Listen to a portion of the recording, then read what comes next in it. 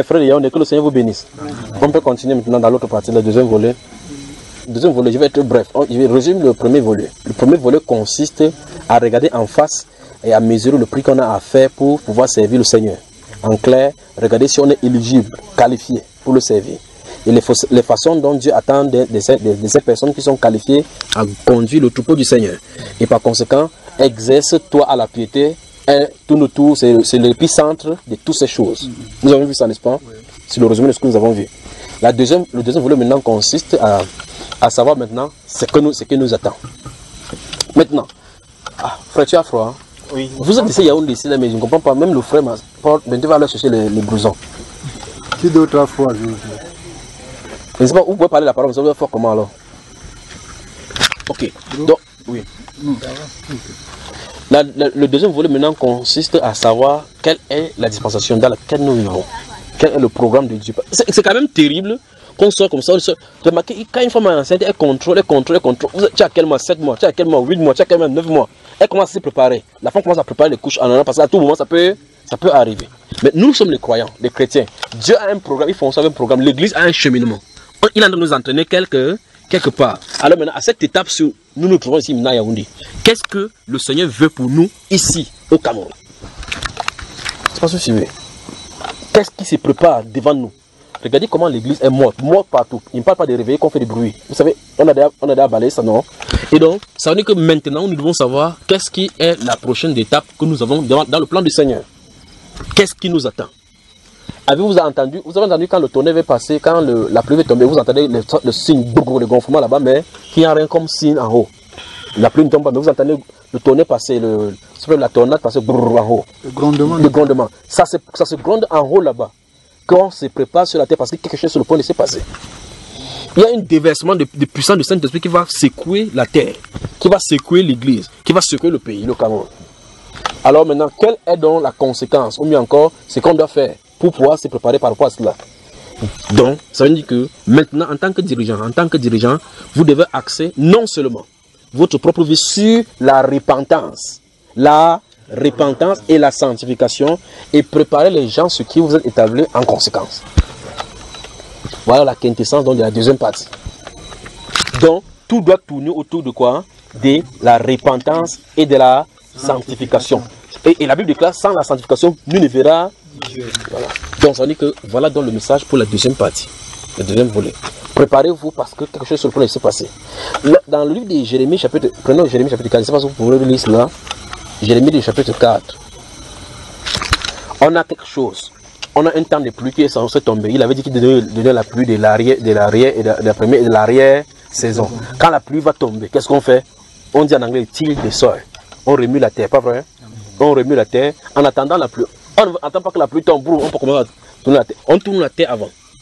Jérémie chapitre 4, tu y es mon cher? Oui. Allons-y, verset 1 et suivant.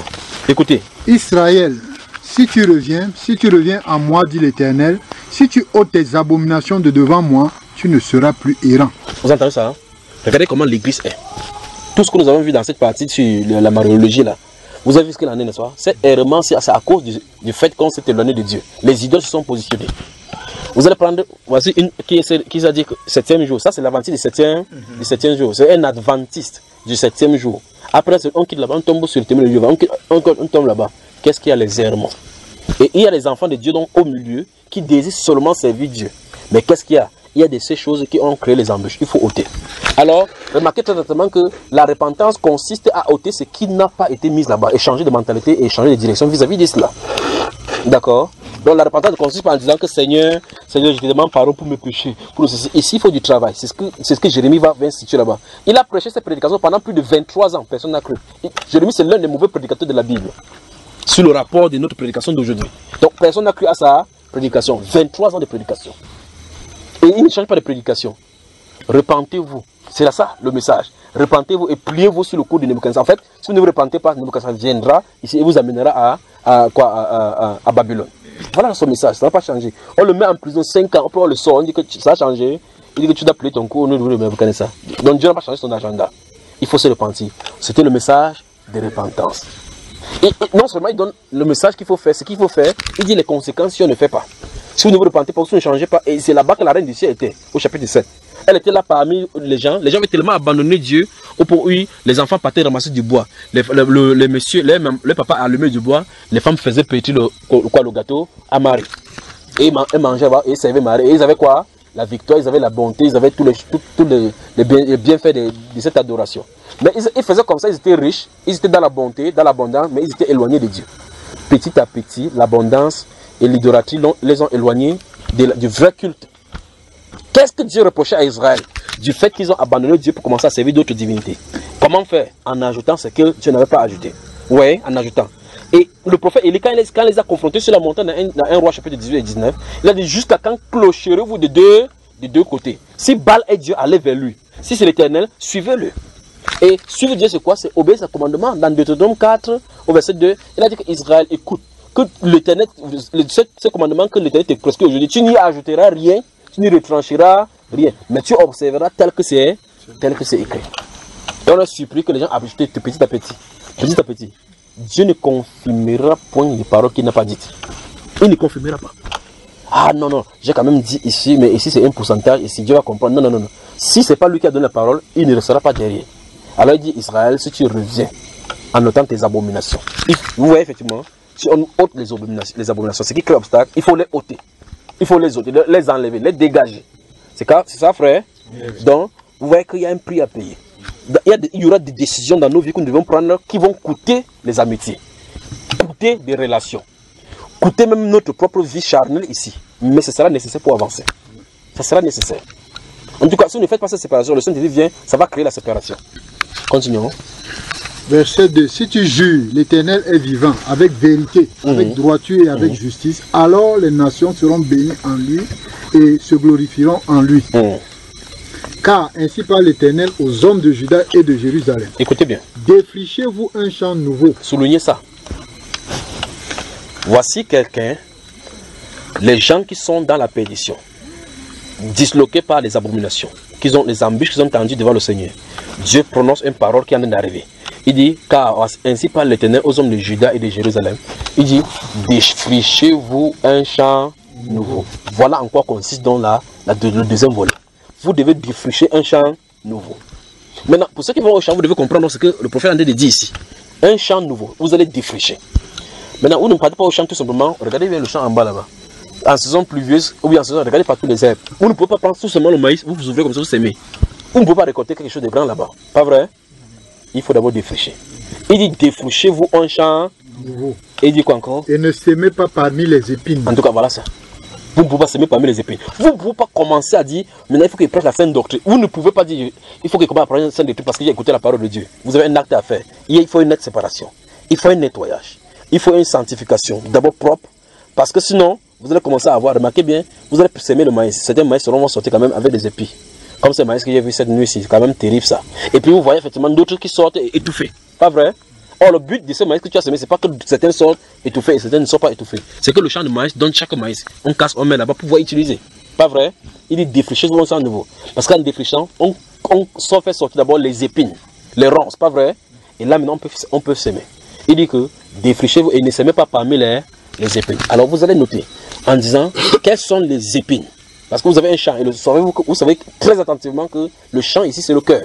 Dans le livre de Luc chapitre 8, il dit qu'un homme sortit pour semer sa sémence. Vous voyez cela? Une partie tombe sur les endroits pierreux, dans les endroits des épines, sur la bonne terre. Et la bonne terre, vous voyez que c'est le champ ici, c'est la bonne terre, c'est la terre. Et donc vous voyez que c'est le cœur. Et donc cet homme-ci, la personne qui a reçu la sémence sur la bonne terre a produit 1 pour 1000, ainsi de suite. C'est pas ça, frère? Mais celui qui sème parmi les épines, il dit que ça pousse quand même. À un moment donné, donc, à cause des soucis de la vie, vous voyez cela? Quand Jésus interprète, il dit que celui qui a reçu la sémence parmi les épines, c'est un genre d'homme qui reçoit la parole de Dieu pour un temps. Et en qui la parole ne produit pas parce que les soucis, vous avez vu ça? Les soucis de la vie, les soucis du siècle, étouffent et la rendent infructueuse. Donc vous voyez que pour que la parole pousse, il faut discerner le cœur là. Disséquer, défricher, fouiller, chercher les motivations jusqu'à ce qu'elles soient préparées. Si vous dites, j'attends que le Saint-Esprit vienne pour qu'il guérisse les gens, pour que les gens voient que c'est que ce ne serait pas pour cela. Cherchez tout simplement à adorer le Seigneur d'abord. Il faut que ce soit lui et qu'il te place à la place qu'il faut. Donc il faut un nettoyage dans le cœur. Travailler contre les mauvaises pensées. C'est à l'intérieur ça se trouve. Les meurtres, les adultères, les impurités, tout ça, c'est dans le cœur, ça se trouve, dit le Saint-Esprit. Et donc, c'est ça, donc il dit, c'est ça qui est en l'homme, c'est ça qui souille l'homme. Il faut que ce soit nettoyé. Heureux ceux qui ont le cœur pur, car ils verront Dieu. Comment avoir le cœur pur? Mon fils, donne-moi ton cœur. Dans Proverbe chapitre 28, verset 26, il dit, mon fils, donne-moi ton cœur. Celui qui a confiance en son propre cœur est un insensé. Parce qu'il y a des choses à l'intérieur. Tortueux, dit-il. La Bible dit que le cœur de l'homme est tortueux et méchant par-dessus tout. Qui peut le connaître? Et quelqu'un tape sa poitrine, il dit que je connais qui je suis. Je connais ma force de frappe. Un jour, il fait un acte comme ça, lui-même se surprend, il dit, mais vraiment toi qui fais ça. Il parle comme ça lui-même. Hein. Il dit, c'est vraiment toi qui as fait ça. Parce qu'en réalité, toi-même, tu t'es surpris en train de faire cela. Le cœur, méchant, tortueux. Qui veut nous pousser à des actes que nous n'aimerions pas faire. Dans une autre partie, si nous avons vu comment on a lu là-bas, dans Proverbe chapitre 4, verset 23, il dit, garde ton cœur plus que toute autre chose, car de lui viennent les sources de la vie. Alors, cette étape se consiste à défricher un champ nouveau, c'est-à-dire travailler et axer dans la repentance de tout notre être. Notez 2 Corinthiens chapitre 7, verset 1. 2 Corinthiens chapitre 7, verset 1 encore. Notez. 2 Corinthiens chapitre 7, verset 1. Chapitre 6, verset même 2 Corinthiens.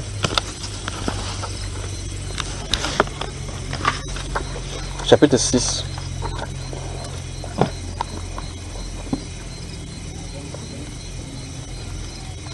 Verset 14 à 17.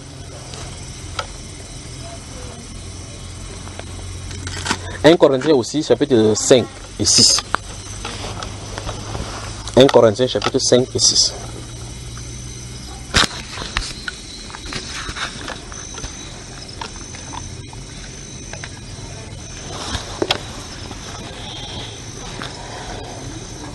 Un Pierre, chapitre 4.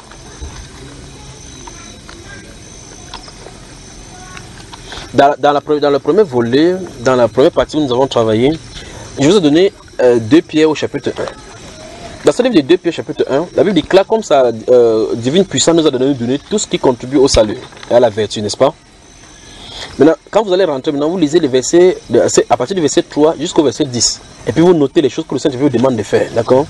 Il dit dans 2 Pierre chapitre 1, vous lisez du verset 3 jusqu'au verset 10. Vous travaillez dessus là, les versets. Il faut faire rejoindre à votre foi la vertu, la patience. On dit que faites donc tous vos efforts pour vous joindre à telle chose, telle chose. Et puis conclut en disant que si ces choses sont en vous et qu'elles sont en abondance, il ne vous laissera pas oisir pour la connaissance de notre Sauveur et Seigneur Jésus-Christ. D'accord? Mais parallèlement, il dit, mais celui en qui ces choses ne sont pas, où est la conséquence? Il dit qu'il ne sait rien, il ne sait pas où il va, il a oublié la purification de ses anciens péchés. Par conséquent, il peut tomber dans le péché sans s'en rendre compte, tout en citant la Bible. Donc on a un problème profond et on doit le travailler avec assiduité. Vous avez mon frère? Alors ici, il dit à Israël, dans Jérémie chapitre 4, il dit qu'Israël doit se défricher un champ nouveau. Et puis il donne l'ordre de ne pas s'aimer parmi les épines. De ne pas s'aimer parmi les épines. Jésus dira qu'on ne coupe pas un vêtement neuf sur ce qui est vieux. On ne veut pas pour ne pas recueillir le vin qui arrive dans les vieilles outres, il faut qu'on se sanctifie soi-même. 2 Timothée chapitre 2, vous avez noté ça aujourd'hui, verset 19 à 22, à 26 même. D'accord? Dans une grande maison, il n'y a pas seulement de vin. Si quelqu'un s'abstient de ces choses, donc arrête de faire. C'est pas ça? Il sera un vase d'honneur. Donc, pour être un vase d'honneur, avec contenant ce trésor-ci, ce grand trésor-ci qui appartient à Dieu, il faut se préparer. Il faut que le vase soit prêt pour le service. Sanctifié pour le service. Sanctifié, mis à part. Les ustensiles de l'ancienne alliance, quand c'était ustensiles, les gens prenaient de l'or et autre là-bas, beaucoup d'oreilles, pendant d'oreilles, ainsi de suite, bracelets pour venir faire. Quand on a fondu cela, c'était là. Dès que c'était sanctifié, c'était prêt pour être entré dans le service. Toute personne qui touchait était sanctifiée et touchait maintenant les choses de Dieu. Vous voyez cela? Notre corps est le temple du Saint-Esprit. On doit le considérer comme tel. Glorifiez donc Dieu dans votre corps et dans votre esprit qui appartiennent à Dieu. Comme ça appartient à Dieu, je n'ai pas le droit de faire de mon corps n'importe quoi que je veux. Ça doit être bien assimilé. Je dois bien assimiler cela pour comprendre que de mon corps, je ne dois plus rien faire. Quand on comprend cela, les gens qui font le maquillage, ils font le jeu, quand on prêche, ils croient peut-être parce qu'ils n'ont pas entré en profondeur. S'ils entrent en profondeur, ils comprennent qu'ils n'ont pas le droit de faire sur le corps ce qu'ils veulent. Glorifier. Le jour que Christ est allé à la croix, payer le prix, il a pris droit de propriété sur tout l'univers. Tout l'univers. Vous voyez ça, frère? tout l'univers. La Bible dit que vous ne vous appartenez pas à vous-même. Dans 2 Corinthiens chapitre 5, le verset 15 dit que nous estimons que si un seul est mort pour tous, alors tous donc maintenant doivent vivre et consacrer leur vie pour celui qui est mort et ressuscité pour eux. Donc ça veut dire que si Christ est mort pour moi, ma vie ne m'appartient plus. C'est à lui. Et par conséquent, il ne doit plus me préserver ma vie parce que lui, il veille sur ça. Quand il veille sur ça, quelles sont les choses qu'il me demande de faire? Je dois vivre d'après sa parole. Pour vivre d'après sa parole, je dois marcher comme il en est. Mais avant cela, pour entrer en action, il faut faire quoi? La repentance. Parce qu'avant, chacun suivait sa propre voie, comme dit la Bible. Nous étions tous errants, chacun suivait sa propre voie. Et puis Dieu a fait retomber sur lui l'iniquité. Il faut la repentance. Donc, accès, c'est là devant nous. À partir de l'année prochaine, ça sera Dieu ici au pays. Mais ça va accentuer comme ça au milieu de l'église. Ce qui est arrivé dans le pays sur le plan politique ou d'abord démographique, c'est un bouleversement que Dieu en a de faire. Regardez bien. Vous savez, quand la sauce est au feu, vous mettez le sel comme ça. Vous mettez ce pain dans un endroit. On prend le bâton là, vous appelez les cuillères. Et puis on tourne comme ça. Quand on tourne comme ça, si le sel était à l'intérieur, il est balance, il est balance. Dieu est en train de tourner cette nation. Les gens ne voient pas comment il est en train de faire. Il est en train de tourner. Les choses vont changer. Les conditions vont changer. Le gouvernement va changer. Il va changer ce pays ici. Ça, c'est à cause de nous. Il a de bouleverser parce qu'il va entrer dans tous les strates, depuis le gouvernement là jusqu'au bas peuple. Dieu va s'installer. On a un rôle à jouer. L'église va encore une fois et de plus être forte pour la première fois dans cette nation. L'église sera forte dans cette nation. Pas les ridicules qu'on fait aux pasteurs, mais on entend que les pasteurs ont fait n'importe quoi. Sur le plateau de télévision, vous voyez comment les satanistes défient les pasteurs. Ça va changer de camp. Ça va changer de camp. Vous avez un rôle à faire. Nous voici rassemblés ici depuis le matin aujourd'hui. Pas vrai? Nous parlons de Dieu. Vous pensez que l'ennemi, lui, il dort? Non. Pendant que vous dormez en journée, même pour revenir, il ne dorment pas. Au contraire, l'ennemi même fait même des réunions en chaîne pour prépare les actions. Quand ils entendent, on déclare ces choses. Parce que la Bible déclare au travers de l'église que les dominations dans le lieu céleste doivent connaître les mystères de Dieu, la sagesse de Dieu. Quand ils entendent déclare comme ça, les démons entendent. Ils mettent, on a dit que ça sera fort dans le pays. Vous savez que vous pensez qu'il reste comme ça? Parce que le Saint-Esprit vient pour confronter les puissances ténébreuses. Alors il se prépare en charge pour pouvoir charger sur nous. Ils vont préparer, bombarder, ils vont sortir des décrets, sortir des choses. Ils parlent des célestes. Ils vont sortir des choses maintenant pour distraire. Les distractions seront bien. Dans le lieu de service, on va augmenter le travail pour vous distraire, pour que vous ne soyez pas concentrés dans cette direction-ci. Vous devez veiller. Vous devez veiller. Vous devez veiller pour être préparé. La Bible déclare dans Ephésiens chapitre 6, il dit quoi? Il dit, tenez-vous, il dit, prenez toutes les armes de Dieu. Prenez toutes les armes de Dieu. Afin de pouvoir tenir ferme après avoir tout surmonté. Pour pouvoir tenir ferme, il faut les armes de Dieu. On ne peut pas rester tout simplement, vous avez dit que Frère Junior a dit qu'il y aura le réveil au Cameroun. Réveil, c'est pas comme ça se passe. Il faut se défricher un champ nouveau. On ne sème pas dans les épines. Donc le Saint-Esprit ne viendra pas dans une cœur où il y a la haine. Ça ne peut pas marcher. Vérifiez dans votre Sainte Écriture. Il faut que Dieu justifie ta foi, que ta foi lui est agréable, pour qu'il l'accorde. Vous comprenez ça, frère? Faites tous vos efforts pour joindre à votre foi. Vous avez foi en Jésus-Christ? Oui. J'en ai la tempérance. Vous voyez cela? La science. Ainsi de suite. Et par-dessus tout ça, quoi? Par l'amour. Allons-y encore. Car ainsi parle l'Éternel aux hommes de Juda et de Jérusalem. Oui. Défrichez-vous un champ nouveau et ne sémez pas parmi les épines. Oui.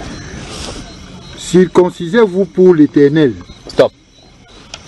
Circoncisez-vous pour l'Éternel. Il dit comme ça aux gens qui sont déjà en disgrâce. Parce que verset 1 dit, Israël revient à ton Dieu et ôte devant ses yeux les abominations. Ça c'est l'exhortation à la repentance. C'est préparer à la visitation du Seigneur. Vous comprenez? C'est ce que Osée chapitre 14, je crois qu'aujourd'hui vous avez donné vraiment ça. Osée chapitre 14, verset 1, 2 et 3 le dit. Vous me suivez, frère? Ok, allons-y. Circoncisez vos cœurs, hommes de Juda et habitants de Jérusalem, oui, de peur que ma colère n'éclate comme un feu et ne s'enflamme sans qu'on puisse l'éteindre à cause de la méchanceté de vos actions. Donc les actions ont irrité Dieu. Et Dieu dit que voici la solution de faire avant qu'il ne vienne en action. Parce que quand les gens entendent comme ça, ils sont obligés de se repentir. Et ceux à qui l'appel à la repentance a été fait n'ont pas entendu. Et justement, sa colère est venue, ça les a frappés. Pas vrai, frère? Maintenant, le Seigneur dit, il est sur le point de visiter le pays. Parce qu'il faut qu'il lave le péché de son peuple. Parce que l'église est enfuie dans le péché, entachée dans le péché. Vous remarquez les gens qui luttent avec la fornication, luttent avec la pornographie en milieu de l'église. En milieu de l'église, ça montre que quelque chose ne va pas. Quelque chose se trouve hors. Ces personnes n'ont désir d'entrer cette fois-ci. Où les gens vont vivre véritablement dans la sainteté comme le Seigneur le veut. Tout ce qu'on fait là, on bagarre seulement. Mais il arrive, il va se positionner. Et quand on va prononcer le nom du Seigneur, on va prononcer cela avec révérence. On va prononcer le nom du Seigneur, on va prononcer le nom du Seigneur avec crainte et tremblement. On ne dira plus n'importe quoi que Jésus, les chrétiens ont fait comme ça. Avant d'appeler chrétiens, on va savoir de quoi il est question. Comme il a dit, quand il va restaurer les juifs là-bas maintenant, les nations souhaiteraient être bénies par eux. Ils vont dire que allons à Jérusalem pour adorer votre Dieu. Mais peut-être, regardez bien, voilà, Israël qu'on a méprisé maintenant. Tout le monde méprise Israël. Ça va changer les camps. Tout comme ça va changer du côté de l'église. Il y a un prix à payer. Je vous conseille d'acheter de moi de l'or éprouvé par le feu. Et une collée pour un de vos yeux afin que vous voyez. Et un vêtement afin que vous marchez. Vous voyez qu'on ne peut pas porter ces vêtements du salut. Le vêtement de la délivrance avec le vêtement de Shinéa. On ne peut pas porter le vêtement de Shinéa. Il a dit qu'il va punir dans le pays tous ceux qui portent des vêtements étrangers. Écoutez ce qu'il dit au peuple. Et vous savez que le vêtement c'est le symbole même de l'autorité. C'est des puissances, des dons spirituels. Vous voyez? Il dit que vous ne pouvez pas mélanger le vêtement de Dieu avec le vêtement sacerdotal de Satan. Le vêtement de Shinéa. Il faut une séparation. Il faut une séparation. Donc l'appel à la repentance. Chacun individuellement, ne fait ça individuellement. Parce que sachez que vous pouvez venir prêcher aux gens comme on a des prêcher, comme ces jeunes garçons que vous entendez là. Il rentre à la maison là-bas, vous savez pas ce que le Saint-Esprit fait dans sa vie. Il change comme ça, le Saint-Esprit tombe sur lui. Tu es étonné de ce que le Saint-Esprit a fait. Vous savez ça, frère? Et demain, la personne qui vous annonce en blaguant dans le péché, il devient au-dessus. Vous dites non, Seigneur, parce que la personne entend, promptement il réagit. Alors, il faut qu'on se prépare. Chaque personne de façon individuelle doit veiller sur sa voie. Il faut rentrer dans la repentance. Je crois que je vais vous envoyer un document, même par WhatsApp, par WhatsApp, pour que vous lisiez de quoi il est question. Tout le travail se réveille ici, pour se préparer pour le réveil. Il faut un travail de façon minutieuse. Que le péché que tu as dans le cœur, qui se passe à l'intérieur de toi, soit dévoilé comme péché. Appelé comme péché. Nettoyer. C'est qu'il faut ôter. Comme on a vu au verset 1, ôter les abominations devant Dieu. Ce que tu sais que Dieu n'aime pas, il faut ôter. Les idoles ne les caressent pas, on ne dit pas que je vais prier sur les idoles, ça va changer. Tu pries sur une idole, ça reste une idole. Les idoles, on les casse, on brûle. On casse, on brûle. Ce qui est idole, on casse, on brûle. On ne dit pas que les idoles, ouais, il peut mettre la peinture, vous savez prier, il met les versets bibliques, c'est ça que ça change. L'idole, c'est l'idole. Vous me suivez, frère? Amen. Vous m'avez bien suivi? Amen. En résumé, il vous faut la consécration à l'œuvre, en regardant dans la bonne direction si vous êtes aligné avec les Écritures. Deuxième chose, il faut regarder, en parlant que vous en avez fait, regarder la direction de la repentance, c'est là où Dieu nous attend, parce que quelque chose est arrivé. Pour appréhender ce qui est en train d'arriver, pour être bénéfique de ce qui arrive, pour que cette pluie-là tombe sur notre terre, et que nous ayons des bonnes semences plus tard, pour pouvoir bien produire les semences, parce qu'il nous a appelés pour qu'on produise des fruits. Il faut se préparer pour dans la repentance. Se préparer dans la repentance. Et pendant que vous en êtes préparé dans la repentance, parler de cette même repentance aux gens, parce que c'est pas seulement pour vous, c'est pour tout le monde. C'est pour ça que je vous en parle. Depuis 2009 qu'il a fait cette promesse-ci. Je suis en train de parler de cela depuis 2009. Depuis 2009, ça arrive ici au pays. Parce que quand j'étais sorti hors de ce pays-ci, il croyait peut-être qu'il devait faire partie comme ça pour toujours. Je ne savais pas pourquoi il me faisait partie. Alors je suis sorti avec toutes mes choses parties. Après, il dit que pourquoi tu m'amènes ici? Toutes mes choses. J'étais hors du pays avec toutes mes choses. Donc je pouvais ne pas rentrer. J'avais mon petit sac comme ça avec toutes mes choses. Il n'y avait plus rien. En tout cas, il n'y en avait rien.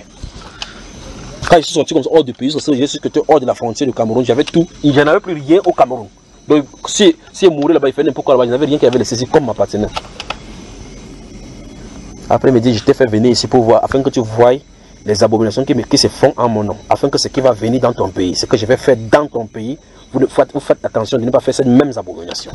Donc on fait les choses au nom de Dieu et Dieu n'est pas dedans. C'est-à-dire que fais selon ce qui t'est montré. Ce qui te montre comme vérité, fais. C'est pour ça que depuis 2009, mais tu as fait ça. Il ne peut pas changer de cap. Vous me suivez, frère? Parce qu'il dit chaque fois que le réveil arrive, c'est au Cameroun, c'est pour préparer pour le réveil. Il dit parce que tu fais partie des jeunes gens qui avaient élevé dans cette nation, c'est pour élever mon nom. C'est ce qu'il a dit depuis 2009. Alors je suis là, fais à cela. Je t'enverrai des gens pour que tu vas préparer pour ce réveil. Donc quand quelqu'un vient, c'est mon travail là-bas pour les préparer. Prêche juste ma parole, je vais habiter dans le cœur. C'est ce qu'il a dit. Alors, la parole, tu prêches, quelqu'un entend, et puis il y a un déclic qui crée. Il croit que c'est lui qui a de le faire. Le Saint-Esprit à l'œuvre.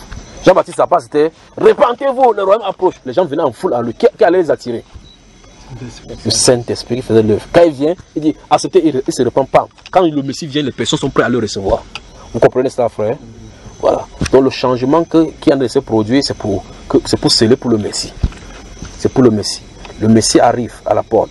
Et seuls ceux qui auront son esprit le rencontreront. Le moment de l'huile pour le Cameroun arrive. Ne perdons pas cela. Ne perdons pas cela. Vous ne pouvez pas faire tout et tout pour perdre cela. Vous perdez cela, vous serez religieux. Ou mieux, vous allez tourner maintenant en haine. Ne perdez pas cela. La grande visitation du Seigneur qui arrive au Cameroun. En tout cas, ce n'est pas quelque chose qu'on va entendre que non. Ça sera tout le Cameroun. Vous allez voir comment ça va balayer le pays.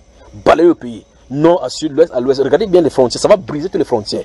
Vider les dénominations, vider telle chose. Les gens seront touchés et vous allez voir maintenant comment on adore Dieu en esprit et en vérité. Ça va arriver, ça va passer au journal. Le phénomène sera tellement bizarre que même le journal, ça va sortir dans la presse. Vous ne pouvez pas rater ceci. Vous ne devez pas rater ceci. Vous ne devez pas rater ceci. Donc c'est pour eux que quand le ça va venir, votre confort quotidien, votre train-train quotidien soit bousculé par le Saint-Esprit, par la nouvelle donne de ta vie. Parce que maintenant, par exemple, si tu dis, je vais sortir maintenant pour aller prêcher l'évangile, il t'a envoyé quelque part, tu parles, on te tape, tu vas dire que quoi, que Seigneur, il fait ça en ton nom, il t'a envoyé, attendez que le Saint-Esprit vienne, vous saurez. Vous saurez de quoi il est question. Vous saurez. Que Dieu vous bénisse. J'en ai terminé. Que Dieu te bénisse, mon frère. Que le Seigneur vous bénisse. J'ai terminé à Yaoundé. J'ai terminé à Yaoundé pour le moment. Tu es ma soeur, d'accord? Laisse que Marie fasse ces choses-là. Que le Seigneur te bénisse.